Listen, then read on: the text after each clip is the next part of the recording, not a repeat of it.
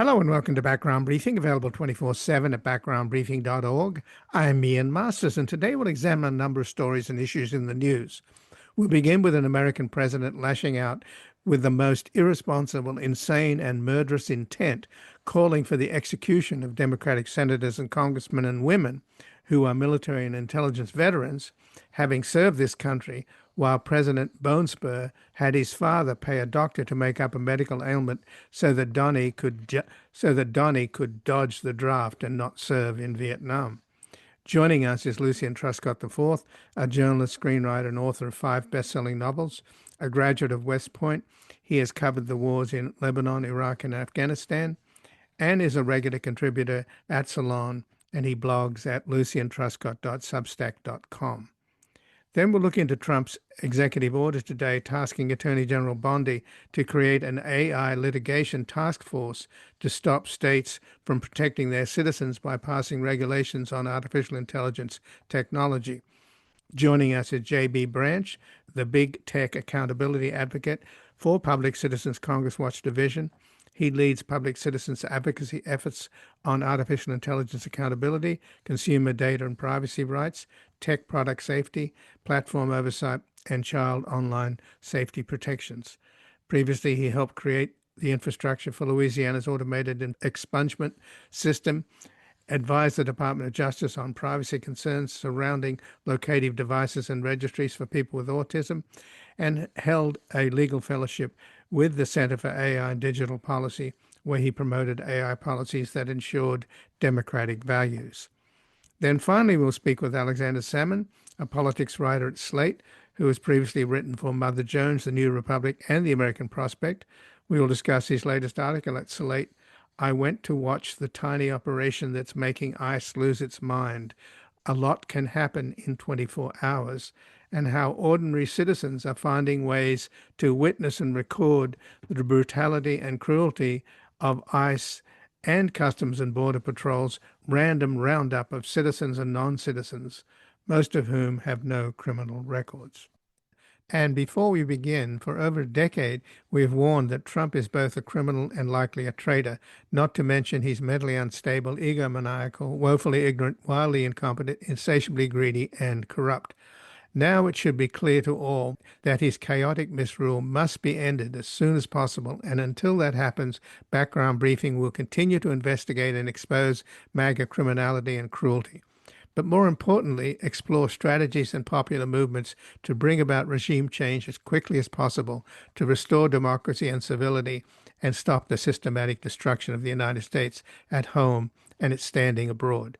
To help sustain us with public broadcasting and freedom of the press itself under assault as Trump's billionaire buddies buy up the mainstream media, you can make a tax-deductible donation to our nonprofit foundation, the Public Truth Media Foundation, at publictruthmedia.org or at backgroundbriefing.org/donate. And thank you. And also, before we begin, I want to direct listeners to our YouTube, TikTok, and Instagram handles, where our new social media manager, Luke Susswood, has begun posting daily updates and highlights from the daily programs. So find us at Ian Masters Media to help further our mission of creating a reality-based community in post-truth America by spreading the word. And joining us now is Lucian Truscott IV, a journalist, screenwriter, and author of 5 best-selling novels, a graduate of West Point. He has covered the wars in Lebanon, Iraq, and Afghanistan, and is a regular contributor at Salon, and he blogs at luciantruscott.substack.com. Welcome to Background Briefing, Lucian Truscott. I'm happy to be here. Well, thanks for joining us, Lucian. And in the entire 250 years of this American democracy, is there any incident of a politician, or particularly a president, being so irresponsible and insane and demented with this murderous intent to call for the execution of political rivals, Democratic senators and congressmen, and women who are military and intelligence veterans? Have you ever seen anything like this? No, of course not. I don't know. This whole thing is, well, it's amazing, but it's more evidence of how unhinged Trump is. But at this point, I'm starting to think that his unhingedness and his willingness or his eagerness to go on to Truth Social or in the Oval Office in front of reporters and say these kinds of insane things is a good thing because it gives people tangible evidence of his extremities. I mean, how extreme he's become and the kinds of things he's saying and what he's calling for.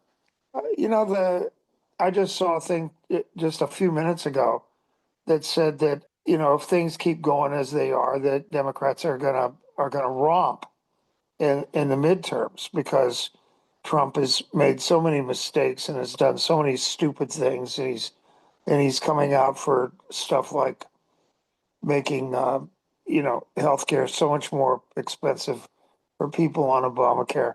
And this is another thing that adds to that. I mean, I hope he keeps it up. I mean, he should call for the murder and execution of more people so that we can see, how crazy he is. This is rank insanity. I think most people, with the exception of the 30% or whatever the figure is of MAGA lunatics, know that this is incredibly insane and will treat it accordingly and put it in whatever box they've gotten to put things that Trump says are completely out of whack and insane.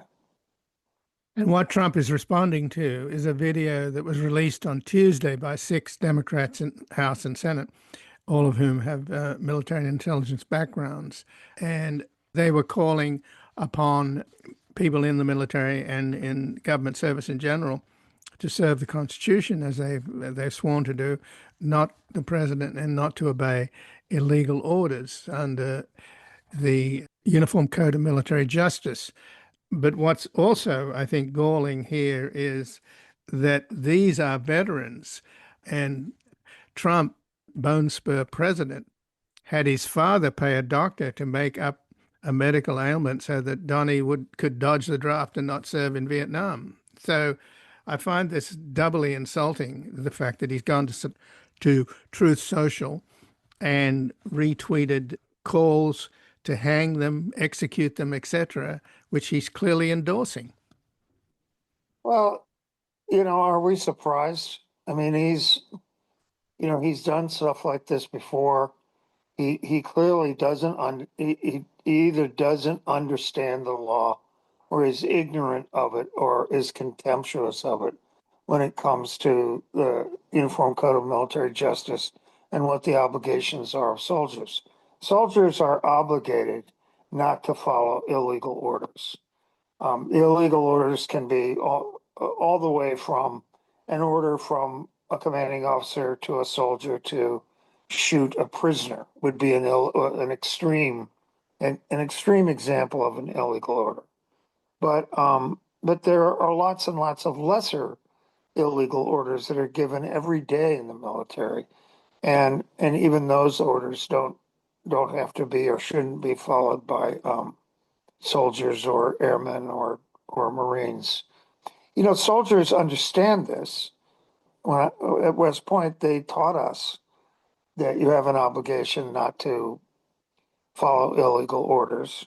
We were educated about what happened to the Germans in the Nuremberg trials when their defense was, well, I was just following orders when they executed prisoners and killed, millions of Jews and others in the concentration camps. So there's plenty of information and history out there to show soldiers and others and civilians how wrong these things are that Trump is saying. Um, the thing of the congressman calling on soldiers, not to follow illegal orders is just what they should be doing. It's like standing up and telling a room full of civilians, don't get in car accidents and don't speed and don't do the kinds of stupid things that people are given to do. So it's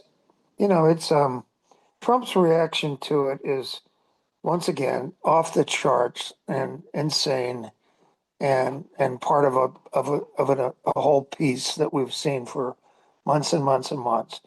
And I think I said to you earlier, he's going off the deep end or something, and you said, well, he's been going off the deep end, hasn't he? And it's of course he has. And it's I did, like I said before, I hope he continues to go off the deep end. I mean, he's losing the independents with this kind of stuff. He's losing the independent vote. All the polls are showing that independents are pulling away from him, at first edging away from him, and now moving directly away from him over a lot of this other insane stuff that he's doing. I mean, the CDC came out today and said, took the position that autism may be caused by vaccines. It's people know from years and years of reading about this that that's wrong. This is Trump's administration that's doing these things, and the kinds of people who are sane and the typical independent voters who are educated and pay attention to politics look at this stuff and say, well, I'm not going to vote for that guy again. So this is good for us. Well, it is good for us, but it's the damage is being done and will last for a long time. And I guess for the last 10 years, I've been saying on the air, Lucian, that Donald Trump will end up like Peter Finch in that movie Network, barking mad, screaming from the window, I'm mad as hell and won't take it anymore. Yeah. Do you think that that's hyperbole or a reality? Well, I've got it right up on my screen right here, where he goes in one of his posts today, in all caps, seditious behavior punishable by death. Hang them, George Washington would. I mean, that sounds like Peter Finch and Network. I mean, he's Well, already hanging out the window. Uh, if he can find the window in the White House, there's so much gold crap on the walls in the Oval Office now. You get blinded looking for a window in that place. It's uh, crazy what he's done to the Oval Office, the exterior of the White House. He's put in the back of the White House. I don't know whether you've seen those pictures of that back portico along the Rose Garden where right. he's put the pictures of the presidents and all that. Well, above and below the pictures of the president are more of those Home Depot squiggles that he spray paints gold and slaps on the wall everywhere. It's only a matter of time before he puts a bunch of gold crap on the front of the White House. I mean, it's Well, in that lineup of all the presidents through to him, the last president, Joe Biden, he doesn't even have Biden's picture. He has an auto pen, which is such a petty insult. yeah, But in terms of the oath that soldiers, sailors, Marines, and intelligence professionals are administered and swear in terms of the Uniform Code of Military Service, the statement in the video that was released on Tuesday by Senators Elise Slotkin and Mark Kelly and Representatives Chris Deluzio, Maggie Goodlander, Chrissy Houlihan, and Jason Crow, former Army Ranger, they say, quote, that oath lasts a lifetime and we intend to keep it. No threat, intimidation, or call of violence will deter us from that sacred obligation. So some of the Democratic senators are speaking up, and I think they're genuinely alarmed because, after all, he's putting a target on their back. The one that caught my attention, Lucian, was Senator Chris Murphy, who I think has been, one of the most feisty of the Democrats in taking on Trump. He said the President of the United States just called for Democratic members of Congress to be executed. Hang them, in caps, he posted. Murphy then wrote on social media, if you're a person of influence in this country and you haven't picked a side, maybe now would be the time to pick a effing side. That's pretty unusual for a senator to cuss like yeah, that. that's just what I was saying. I mean, this is going to lead to people picking a side, reading this kind of nonsense and craziness, and and this is illegal. I mean, what Trump has posted, calling for the murder, basically, of congressmen and senators, is uh, at the very least assault. But of course, we know that he can't be prosecuted for anything. I mean, that the Supreme Court said that anything he does as part of his official duties is he can't be charged or he can't be sued. Nothing can happen to him.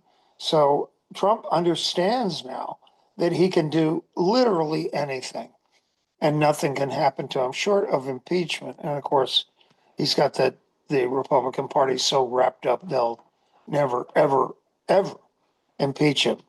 So and if the Democrats take the House and put up a bill of impeachment and impeach him, the Senate, of course, even if the Democrats win the House, they'll never have the 2/3 majority to convict him in the Senate. So Trump is unfettered at this point, and he's just going to do the kinds of things that an unfettered toddler does. The way he's behaving reminds me of little children on a playground going nuts and throwing rocks at each other and throwing mud at each other. It's just childlike and crazy and unbelievable. So, are you hearing anything from your military contacts, Lucian, about why the head of Southcom stepped down, and in general, what's going on with the purge in the military by Hegseth, who's getting Well, rid? we know why he stepped down. It was his opinion that these attacks on the boats in the Caribbean and in the Pacific are illegal and should stop. And so I guess he was told by Hegseth, either you resign or we're going to fire you. And if he got fired, that would affect his income with his retirement and all of that. So he stepped down. I mean, I can certainly understand that.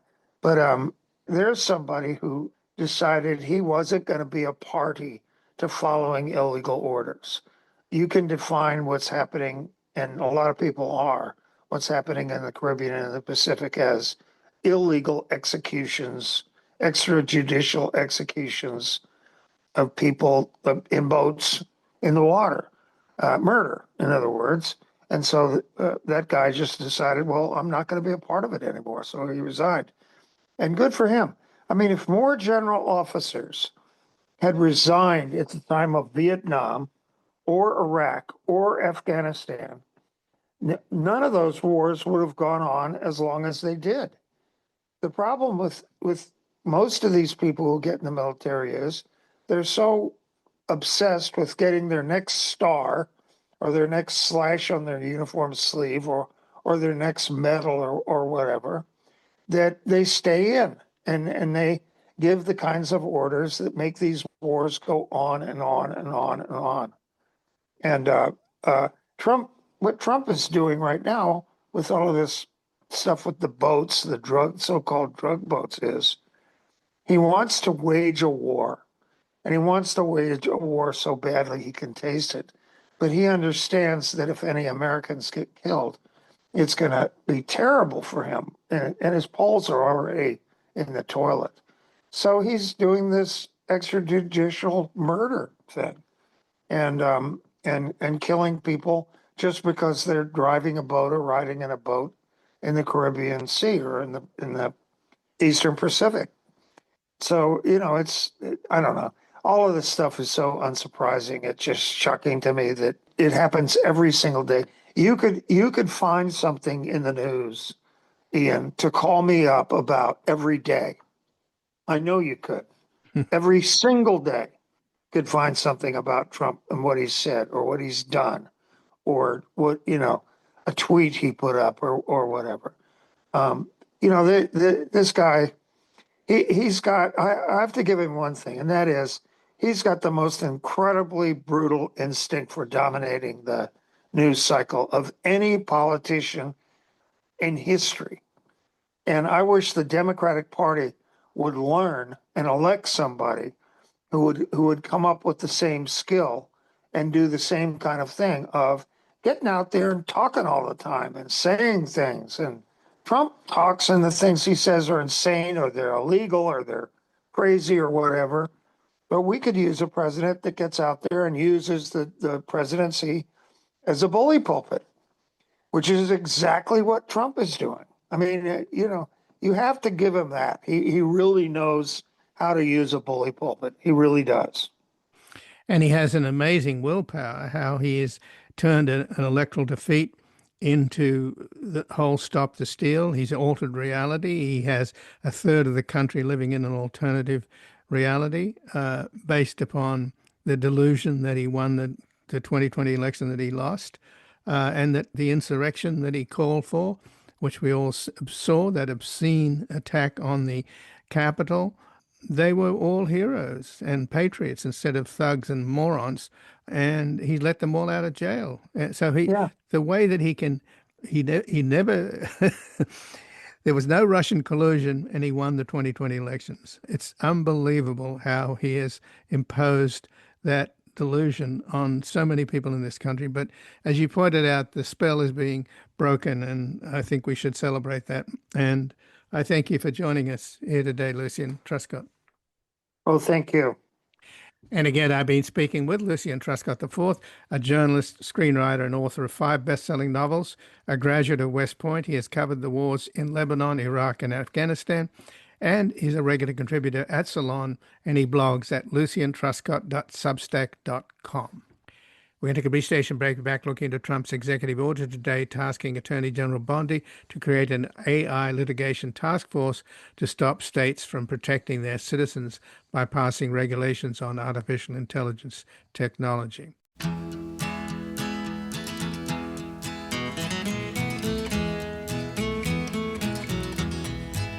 They're selling postcards of the hanging. They're painting the passports brown. The beauty parlor is filled with sailors. The circus is in town. Here comes the blind commissioner. Welcome back. I'm Ian Masters, and this is Background Briefing, available 24/7 at backgroundbriefing.org. And joining us now, JB Branch, who's the Big Tech Accountability Advocate for Public Citizens Congress Watch Division. He leads public citizens advocacy efforts on artificial intelligence accountability, consumer data and privacy rights, tech product safety, platform oversight, and child online safety protections. Previously, he helped create the infrastructure for Louisiana's automated expungement system, advised the Department of Justice on privacy concerns surrounding locative devices and registries for people with autism, and held a legal fellowship with the Center for AI and Digital Policy, where he promoted AI policies that ensured democratic values. Welcome to Background Briefing, JB Branch.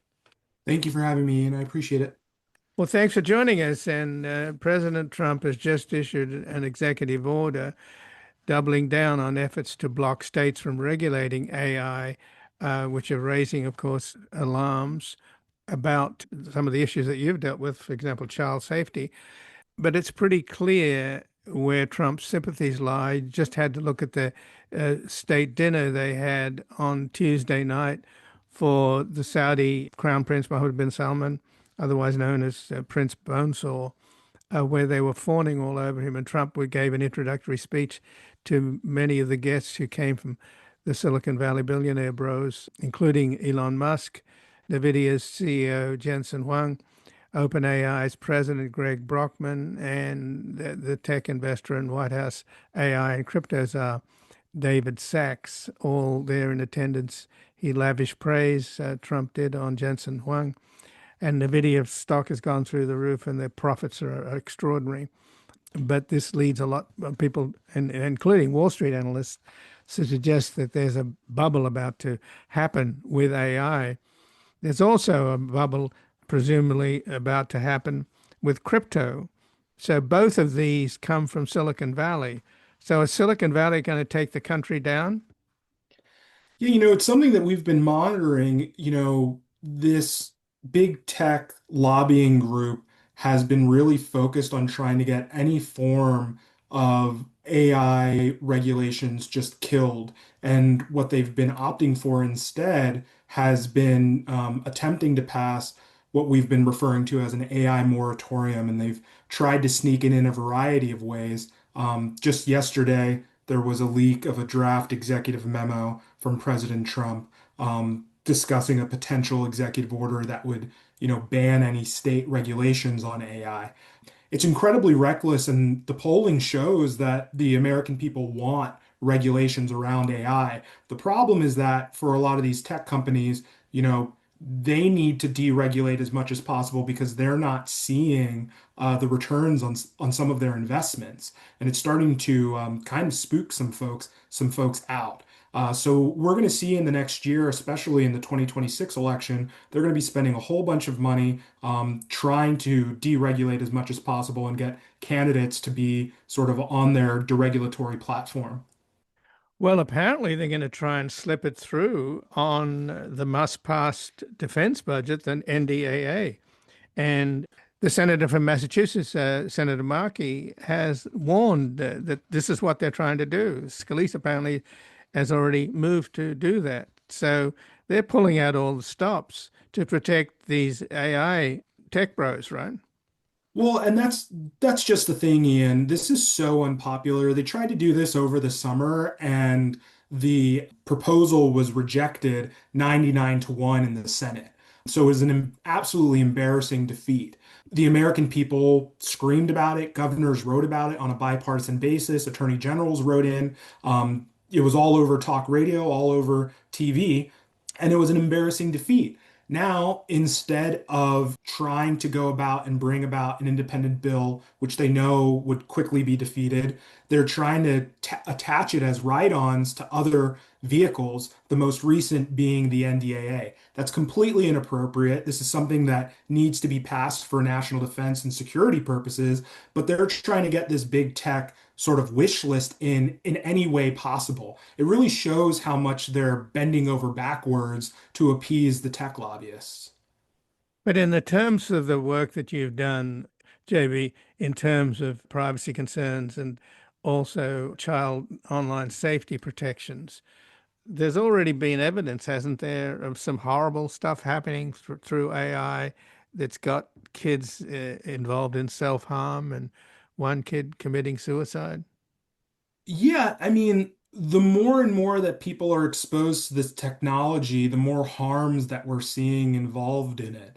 There are multiple instances of teenagers who've harmed themselves, including dying by suicide. There's a new terminology that psychologists are using referring to AI psychosis, which refers to individuals who might have paranoia or delusions, and they're having conversations with these chatbots, and they're reinforcing those delusions because these chatbots are designed to maximize user engagement. They're designed in a way to just trap you talking to them. And what better way to get an individual who might be paranoid or who might be delusional than to just affirm what they believe?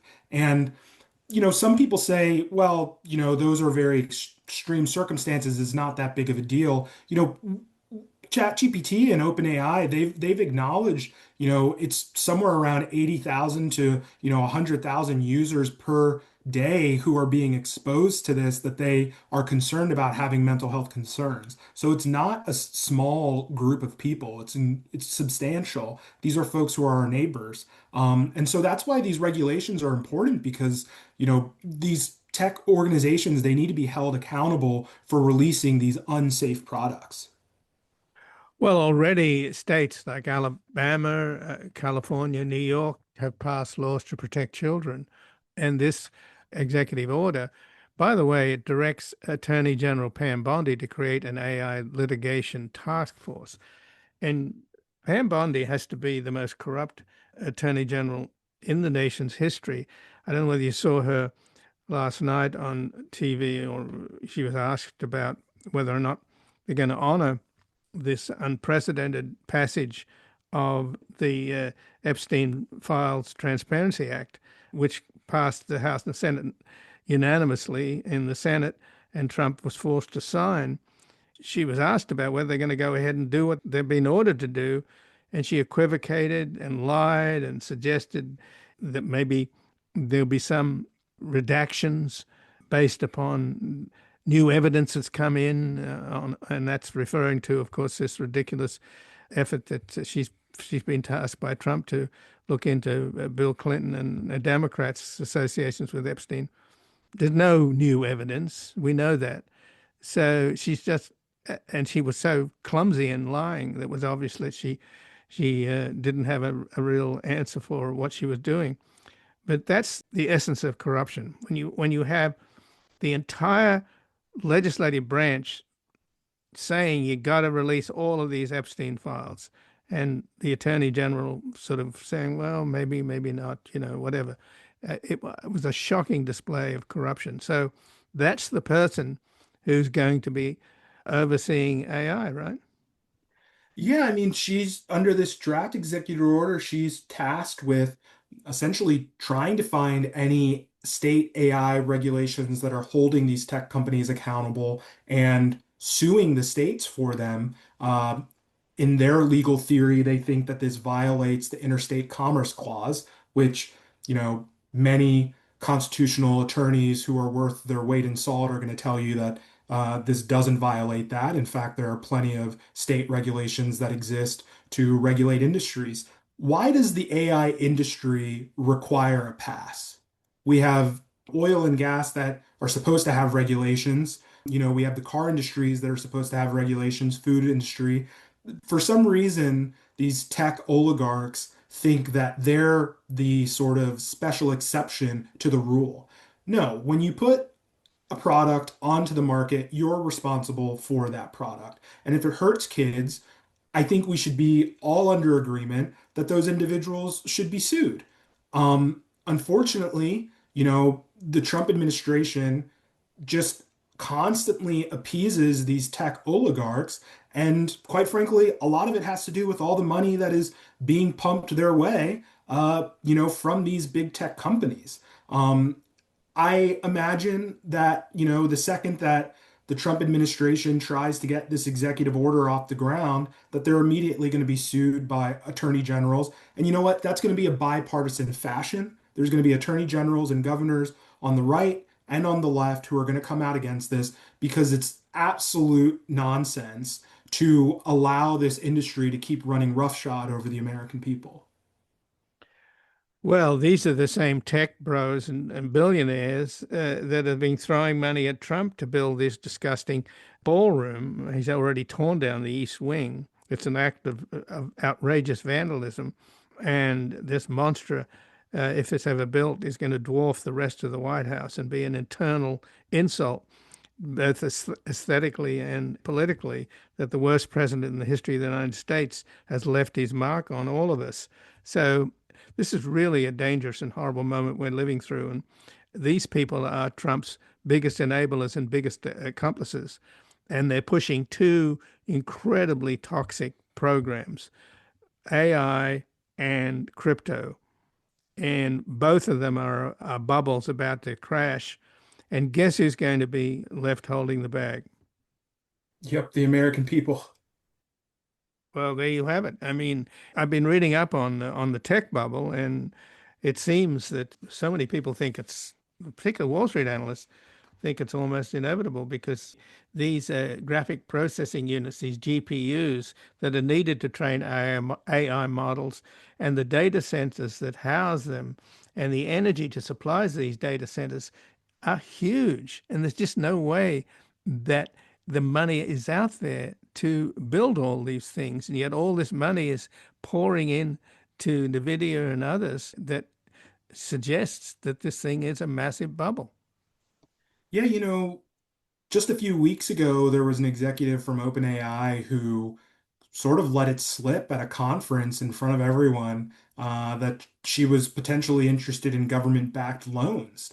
And, the weeks after that, the stock markets have been sort of wild, particularly within the tech industry, because she said the quiet part out loud.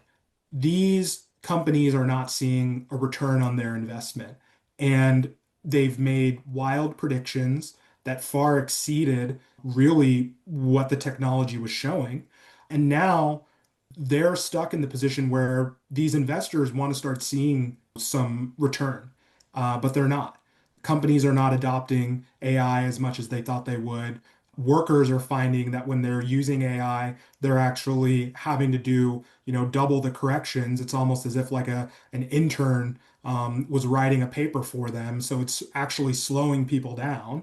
These companies are going to have to come out and explain. And they're going to have to come out and start to show some progress, which it seems like the writing's on the wall for them. It's really just a matter of time. And unfortunately, they borrow from the US government. They get all these grants from the US government and these loans, but then the harm ends up being dispersed throughout the American public. So it's really time for these folks in Congress to really decide, who are they representing? Are they representing the interests of these large tech lobbyists, or are they representing the interest of the American people? And you've got the White House AI and crypto czar David Sachs at the heart of this. And crypto has never made any sense. It's never made any sense to spend real money on fake money. And it looks as if Andreessen and all these other guys that have been pushing it are basically all going to cash out before the bubble bursts and crypto crashes, and then again leave the taxpayers holding the bag. Yeah, I mean, unfortunately, you think we'd learn from history. This isn't the first time we've seen something like this, and we're monitoring this issue very closely. And it would be great if congressional representatives made promises not to bail some of these companies out when this burst inevitably happens. I believe it was Sam Altman who said something along the lines that he believes that companies that do well need to be rewarded and companies that fail, they need to be left to their own devices. And so, I'm going to have his quote locked and loaded and ready to go to share with the American people the second this thing bursts. Well, just in closing, one of the aspects of AI that I find troubling, and you've been dealing on the harm to children, but we already have, in terms of education in this country, which is rapidly disintegrating, and the Trumps are getting rid of the Department of Education altogether. Kids nowadays don't learn to read, write, and arithmetic because they have the handheld devices that do their math for them, and they don't have to learn how to spell because they have spell check. So that's bad enough. But if you get AI ubiquitous, as it is starting now, and there are even reports that kids have been using AI on their school exam papers, and even teachers have been using AI to grade the papers, which is just a double whammy. Could we get to the point now where we have kids that don't know how to read, write, and do arithmetic and spell and don't need to, but could we get to the point where they won't have to think anymore? Yeah, that's actually one of my greatest concerns with AI. I'm actually a former school teacher. I taught middle school and high school, and I was a teaching fellow at Harvard where I started to see some of the first iterations of this AI slop that was coming out, where you started to see student papers that all looked suspiciously similar. We're seeing a generation of students who are lacking creativity, who do not have some of the communication skills that some of the previous generations have. My real big concern is that you're going to have a generation of folks who don't have critical thinking skills, quite frankly. And that's kind of what a lot of these big tech companies with their algorithms are sort of pumping and priming towards. They've created a social media sort of environment or ecosystem in which they control the social media system. They're creating these large language models and AI systems that are controlling what people are seeing, how they're writing when they copy and paste and dump it into a Word document. And so, I really encourage the teachers out there really to limit student usage of these AI tools because kids need to learn how to think critically themselves first before relying on technology. We can't have a group of people who are outsourcing their thinking to ChatGPT. That doesn't spell, for a good recipe for our future. So it is something that I'm concerned about and something that I think of quite regularly. Well, Jamie Branch, I thank you very much for joining us here today. Thank you for having me, Ian. And again, I've been speaking with JB Branch, who's a big tech accountability advocate for Public Citizens Congress Watch Division. He leads public citizens advocacy efforts on artificial intelligence, accountability, consumer data and privacy rights, tech product safety, platform oversight, and child online safety protections. Previously, he helped create the infrastructure for Louisiana's automated expungement system, advised the Department of Justice on privacy concerns surrounding located devices and registries for people with autism, and held a legal fellowship with the Center for AI and Digital Policy, where he promoted AI policies that ensured democratic values. We're going to take a brief station break. We're back looking into how ordinary citizens are finding ways to witness and record the brutality and cruelty of ICE and Customs and Border Patrol's random roundups of citizens and non-citizens, most of whom have no criminal records. 'Cause she knows that it'd be tragic if those evil robots win. I know she can beat them. Oh, yeah, she may. They don't believe it, but you won't let those robots defeat me. Yeah, she may. Welcome back. I'm Ian Masters, and this is Background Briefing, available 24/7 at backgroundbriefing.org. And joining us now is Alexander Sammon, a politics writer at Slate, who has previously written for Mother Jones, The New Republic, and The American Prospect. His latest article at Slate is, "I went to watch the tiny operation that's making ICE lose its mind. A lot can happen in 24 hours." Welcome to Background Briefing, Alexander Sammon. Hey, thanks for having me. So you were with a group of, what would you call them, volunteers that try and smoke out ICE activities, identify their cars, give people warning before they go to a Home Depot parking lot or various car washes that they seem to hit regularly. I noticed at the end of the day, one of the people you profile in this article, Jay, said, "We're not going to win. We're just trying to slow the bleeding." So what's the strategy here for these volunteers? Yeah, it's a really interesting group. It's a lot of, it's community members, so it's a lot of teachers and nurses. This is a fairly working class part of Greater Los Angeles, That's Wilmington, right? yeah, it's San Pedro, Wilmington. It's the South Bay. Mm. And so it's a really interesting operation. Yeah, it's totally volunteer run. There's really like nothing in the way of like quiet institutional support. There's no police support. There's no, it's just people basically getting up before work and as you said, staking out, trying to gather information. And it's interesting, right? Because the way ICE has been empowered under the Trump administration, there's no accountability whatsoever, right? There's basically no restraint on their use of force, on their um, on their behavior writ large. They don't have to identify. They're not using warrants. They're not bound by any of this stuff that we've come to expect as part of like the law enforcement operation in this country. And so there's really not that much you can do. Like you can't do stuff that's considered doxing. You can't interfere in any sort of activities. You can't trail an ICE agent as such. But what you can do that they've figured out is you can take photos of them when they're in public places, and you can gather information on plate numbers, on makes and models of cars. These are all unmarked cars, right? These are all agents wearing masks and who refuse to identify. And this group has been able to in a pretty impressive way, I think, has been able to gather information, to disseminate it in the community, and to give people some of that information so they can decide whether it's safe for them to go to work that day or take their kids to school or to go to the grocery store.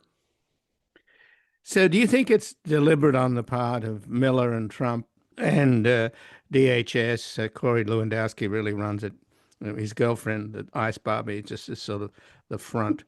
They've created a kind of private police force answerable only to themselves, who, as you point out, behave in a lawless manner.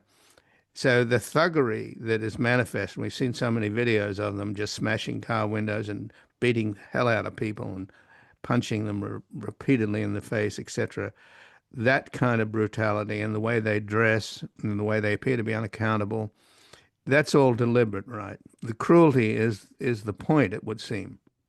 Yeah, totally. I mean, it's right. That's the way they've chosen to operate. That's a new flourish of ICE under Trump, right? This is not, during Trump one, they didn't work like this, right? They often had warrants. They weren't they weren't behaving with total contempt for the law and for, the various stipulations that we've put in place for the behavior of law enforcement. This stuff is all totally new. And obviously, it's being handed down from the top. It's coming from those names that you mentioned. Also, Gregory Bovino, who's a longtime Border Patrol employee, he's risen the ranks quickly and is a huge champion of this sort of this type of quote unquote law enforcement. I have to use air quotes here because um, that's the approach now. It's show up, you smash a bunch of windows, you run through an area, you detain a bunch of people, you arrest them. You don't check if they're citizens, if permanent residents, doesn't matter. They'll lock up anyone who, they're allowed to racially profile now. Like the Supreme Court has allowed them to do this. And so, yeah, the entire experience, the behavior, the intimidation, the violence, the contempt for, all the rules that other law enforcement agencies are bound by. It's all part of the experience, and it's all really brand new.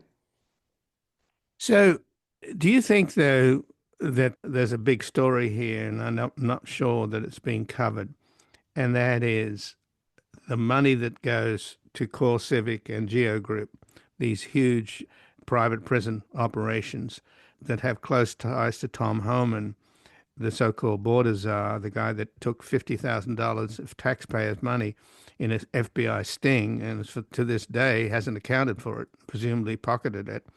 So you got a criminal in charge as the border czar. He's got close ties to Core Civic and Geo Group, and it looks as if it's just a complete sort of trough that any of the connected people can dip into because they're just throwing money at them, and that they charge the government, in other words, the taxpayer, I don't know how much ahead for what they round up. Now, Miller wants to get 3,000 people a day. Apparently, their quota is only about 1,700 a day, which is so they round up people willy-nilly and warehouse them and charge the taxpayer per day for food and lodging. And apparently, the conditions are horrendous and getting worse as they stuff more people into these facilities. So, a lot of money is being made here. Do we know exactly who's making that money? Yeah, it's a great point. And Homan's not the only one, right? Like Pam Bondi, our Attorney General, also a lobbyist on behalf of these private prison corporations. So yes, the sort of cruelty of the enforcement is one thing. The way ICE operates, obviously, we've every reason to believe that Stephen Miller is a true believer in this approach. But of course, there's also this element that there's a lot of money being made, and there's a lot of money in immigrant detention specifically. Obviously, ICE relies overwhelmingly on Geo Group and Core Civic, the two largest private prison corporations in the country, both publicly traded. They've won huge contracts for ICE detention. A lot of these prisons that I've reported on this. Yeah, I may have been on your show talking about it a few months ago, but yeah, a lot of these prisons that they're using are prisons that were shut down because the conditions were so bad, right, that they couldn't use them as jails or prisons anymore because there is some oversight in that realm. There's no oversight in ICE detention. And so Core Civic and Geo Group have routinely reopened these prisons that were shut down because of just grotesque conditions, and then they've repurposed them as ICE detention centers. They make a ton of money per head. It depends where you are, but it can be up to $200 per head. And then they pay the inmates $1 a day to clean the facility and keep it up, right? So they have this unbelievable operation in place, and they're making money hand over fist, and that also is a really big part of it it's that sector is also growing really, really quickly too. So they're pretty maxed out in terms of bed space right now. They're scrambling to get more. But of course, those two prison companies are making off like bandits in this operation. So, the Trump family, do they have their hooks into it? Who are the main shareholders of Core Civic and Core Geo Group? That's a great question. I don't know the answer to that. There are people all over the Trump administration with connections to this industry, and I wouldn't be surprised that if there are more than we know even. But at least in my sort of early reporting on this, when I spent time in Louisiana earlier this year, and is the second biggest immigration detention state in the country, and a lot of people, once they get sucked up into this infrastructure, will find themselves there because often they run deportation flights from there. They have an airport there that's one of the busier ones in the country for this purpose. And it's obviously the entire political class there is involved with this, and yeah, it's big money. You don't pass a budget with tens of billions of dollars for ICE and not expect people to get rich in the immediate aftermath. That's certainly part of this. Right, but in warehousing all these people that they round up, they don't seem to be in any hurry to deport them because they make so much money per day per head. So is that a part of the racket? Oh yeah, yep. That's you give people an impossible choice, and I should say that what based on the conversations I've had with lawyers and people who've been, in this system, who've been sort of hoovered up by it, almost nothing is consistent, right? It's all like kangaroo, like immigration court is like kangaroo court in the sense that like immigration judges are generally DHS employees or ICE employees who've just been promoted. It's not an independent judiciary that's like, calling balls and strikes in a dispassionate way. So the rules are sort of made up, and what I found in talking to people was that at least in California, if you're a Mexican national and you get picked up and you're out of status, they'll deport you within 24 hours. Like you're gone. You can fight it all you want. You're not going to be able, they're going to be rid of you quickly. If you're from a different country, say Honduras, um, they can't get rid of you quickly. So they put you in immigrant detention. And then the question is, do you want to stay there for God knows how long and fight it? Do you want to hire a lawyer and try to fight it? And you can try. It's expensive. It's very hard to get a lawyer. And the success rate is extremely low. And even if you win, ICE can appeal and they can keep you there while they're appealing. And they can appeal and appeal and appeal. So yeah, they can keep you there for forever. I mean, and they're making, and that's great business for the private prison companies. They love that. Or you can give up and they'll deport you. But either way, it's someone is making out in that situation, and a lot of these people, right? They're sent there, and they're sent there effectively to rot, and that happens to be a really really good business for these companies. So, Alexander Salmon, back to your article at Slate. I went to watch the tiny operation that's making ICE lose its mind. A lot can happen in 24 hours. And you mentioned these groups of volunteers just from the community, teachers, nurses, etc. They get up early before work and try to identify ICE and give a heads up on ICE operations against Home Depot and other big box stores and car washes in particular, which is ICE has been hitting on a regular basis. Tell us about one of the patrollers, Amanda, who was kidnapped by ICE and held for 36 hours. She was pinned to the ground, handcuffed, and thrown into a van. Yeah, right. So it shows you that you know, as I said, there's really not that much you can do, right? Our rights in general have been pretty abrogated by the administration in its current form. So you can't do that much, but you can take photos, and you can observe ICE in public spaces. That's part of the game. Uh, but ICE doesn't like that either, right? They don't want that either. They want zero accountability. And so Amanda was one of these volunteers, and she was taking photos of them, and yeah, they rolled up on her. I mean, this was not even exceptional. This was one story of many that I heard, but they rolled up on her, right? They basically blitzed her, They took her down, they arrested her, and they detained her for 36 hours. Obviously, she's not out of status, right? She's not an immigrant. So it wasn't on the grounds of any sort of violation of immigration law. They came back and they searched through her car, and just to show you the risks of engaging in this stuff that is unequivocally legal, right? Unequivocally protected. When I reached out to DHS about that particular incident, they had this line that keeps saying that that she attacked ICE agents and threatened them, and they had no choice but to do this. But then again, you hear stories all the time of ICE agents pulling guns on numerous members of this volunteer group have had guns drawn on them and stuff, and they didn't they just stand there. So I mean, one critical thing is that ICE is and DHS in general is very, very willing to lie about what has happened. And that's also new. They didn't used to do it like this, where they would just, truly invent things to justify aggressive behavior. But yeah, the risk of doing this is consequential. It's a real threat, even to do this sort of like, volunteer observational work. And yeah, Amanda obviously was the most sort of extreme version of this. The group now obviously goes out in much greater numbers so that they can protect against stuff like this. But even still, ICE squad cars will swerve at them, and they've been threatened in various other ways, and it's pretty terrifying. But ICE, just in closing, the ICE seems to be able to buy cars on the taxpayer's dime, different varieties that you wouldn't expect them to have. I mean, in other words, they've gone to great lengths to disguise their activities.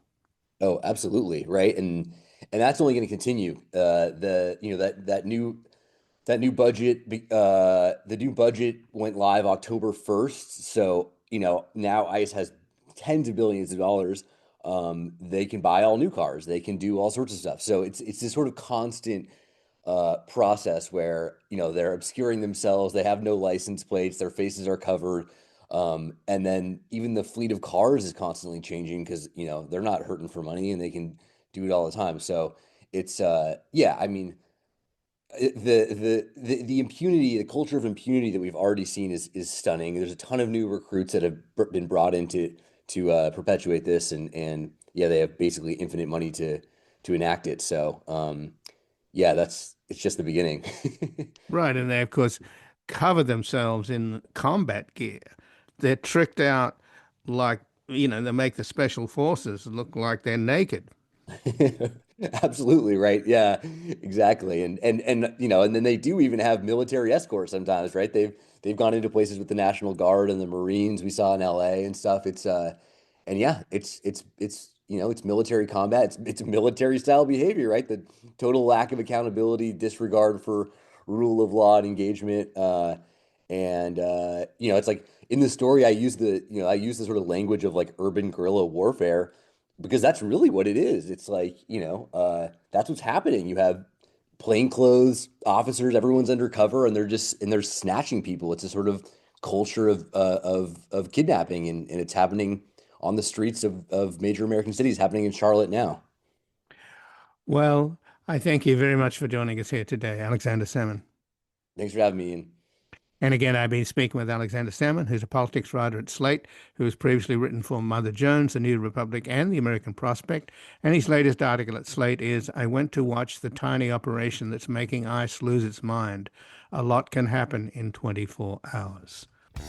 And this has been Background Briefing. I'm Ian Masters, and I'd like to thank producers Graham Fitzgibbon, Asher Price, and Sasha Linden-Cohen. If you missed any of today's program and would like to explore our vast archives, you can find us at backgroundbriefing.org, where we include extended interviews, searchable by topic, and have made it easier for you to sign up for daily email updates and provide links to resources, articles, and books discussed on the program. Also, you can find links there to subscribe wherever you get your podcasts, and we highly encourage your ratings and reviews on these platforms. Find us on Twitter, Blue Sky, and Facebook at Ian Masters Media, and our new social media manager, Luke Susswood, is also posting highlights from the show on YouTube, TikTok, and Instagram at Ian Masters Media. So please do help us reach more listeners by sharing this program with friends, family, and colleagues. And to help sustain this program into the future and ensure it remains free to all, please take a moment to support us by going to backgroundbriefing.org/donate and/or at publictruthmedia.org, where your tax-deductible donations, large and small, keep us broadcasting. And I'll be back tomorrow with another background briefing at backgroundbriefing.org. Bye for now. By 9:30. Who'll ever know how much she loved them so? That dark night alone in America. A quiet voice singing something to me. An angel song about the home of the brave in this land here of the free. One time, one night in America.